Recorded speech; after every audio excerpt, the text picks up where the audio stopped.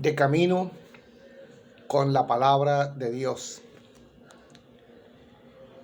Hoy leemos Gálatas 1, 11, 24.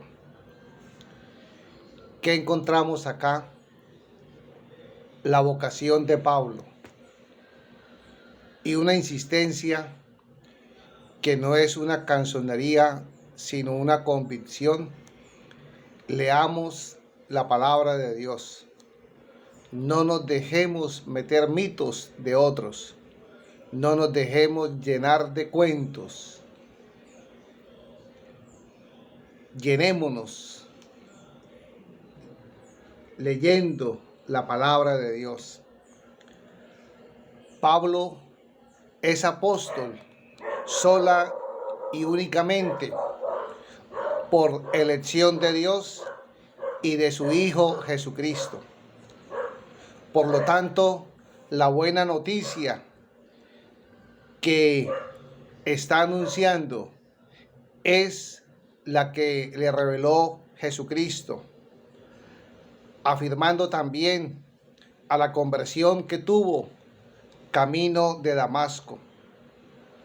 No describe aquí ese acontecimiento, pero es muy probable que las comunidades evangelizadas por él conocieran el detalle que nos deja el libro de los Hechos de los Apóstoles dentro del capítulo 9, que hay que leerlo más de una vez, donde se menciona la historia de la conversión para resaltar allí la llamada a ser apóstol que supuso ese encuentro con Jesús a la puerta de Damasco. Y así habla de ella con términos tomados de la vocación de Jeremías 1:5 y del siervo sufriente Isaías 54, que son juntamente los únicos profetas de Israel que abrieron el horizonte de su profecía a los paganos. Bien importante, importantísimo, para recordar algo que nos dejó el mismo Pablo. No nos sintamos mandaderos, sintámonos enviados desde el bautismo para llevar verdaderamente el Evangelio del Señor Jesús. Por ello, para Pablo, esa conversión personal y la vocación misionera son inseparables.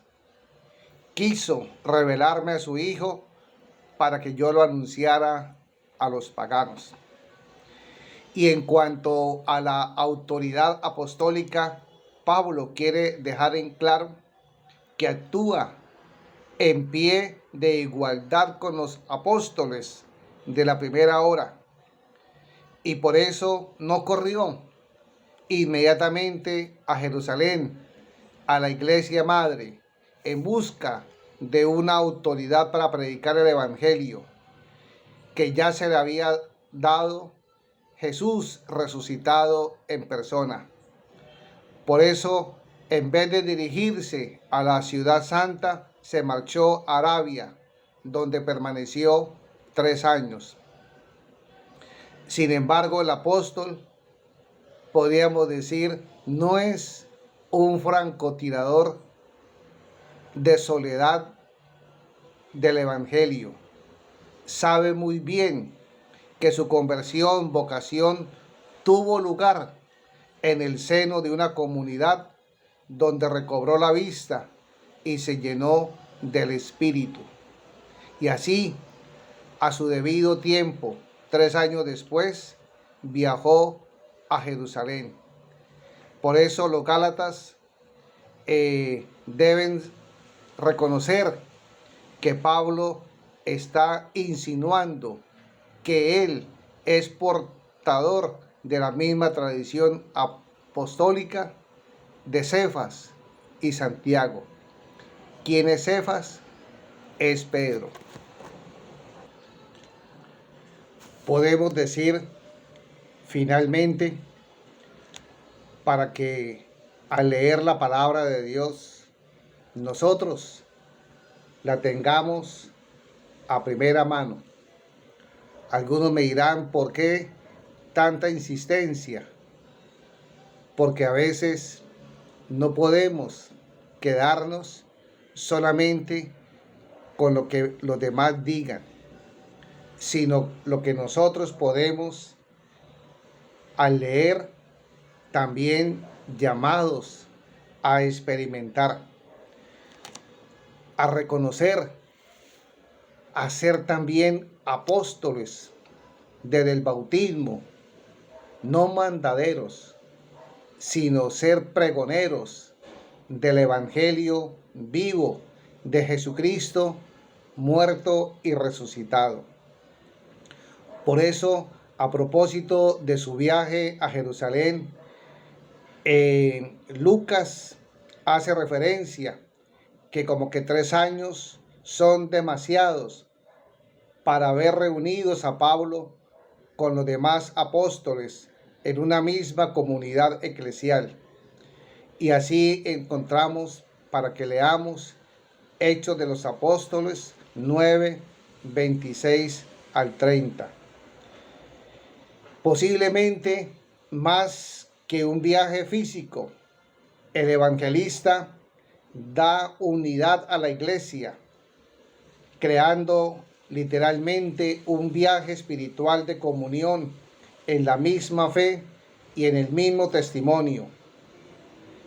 Y podríamos ratificar cuando sigamos leyendo la palabra y esta carta a los Gálatas, algo que también es primordial para ir viviendo e ir asumiendo en un día a día, que la fe va a ser el concepto central de la carta. Si no hay fe, no hay emoción y vivencia por el Evangelio. Por eso es primordial la fe. Aquí, mientras hoy vivimos, la fe es prioritaria, así como la esperanza, que no defrauda. Y luego, en esa comunión con Dios, será planificante en la caridad. Pero la caridad no empieza después de morir, sino unidos y uniendo la fe, la esperanza y la caridad.